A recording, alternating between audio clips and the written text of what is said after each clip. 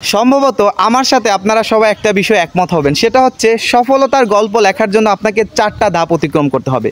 প্রথম ধাপে দেখবেন শুধু নাই, কিছু নাই, সময় নাই, টাকা নাই, সাপোর্ট দেওয়ার লোক নাই, হ্যাঁ, শরীর অসুস্থ, কত ধরনের সমস্যা।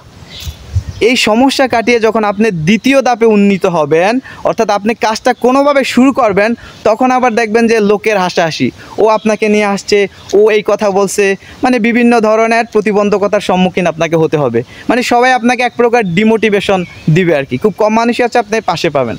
তারপরে যখন আপনি কারো কথায় কর্ণপাত না করে কাজটা চালিয়ে যাচ্ছেন, সার্টেন টাইম একটা সময় গিয়ে আবার আপনার মনে হবে যে মনে হয় হবে না, মানে আপনি নিজেই ডিমোটিভেশন হয়ে যাবেন। এটা হচ্ছে সবচেয়ে ইম্পর্ট্যান্ট একটা সিচুয়েশান।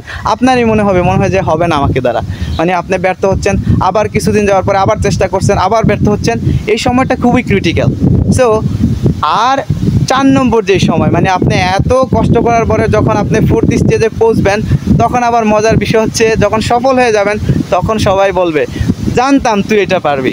যারা আপনাকে নিয়ে হাসাহাসি করতো, তার আত্মীয় স্বজন বলবে তুই কী করলি এতদিন, ও তো এটা করে ফেলছে। This is the reality. বিষয়টা হচ্ছে আপনাকে লেগে থাকতে হবে, কে কি বললো কোনো বিষয় না।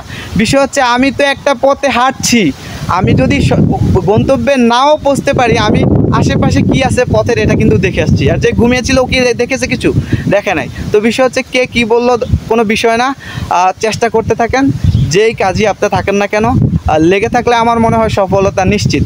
আপনি যতটা চেষ্টা করবেন ঠিক ততটা আল্লাহ আপনাকে দিবেনই। So keep fit.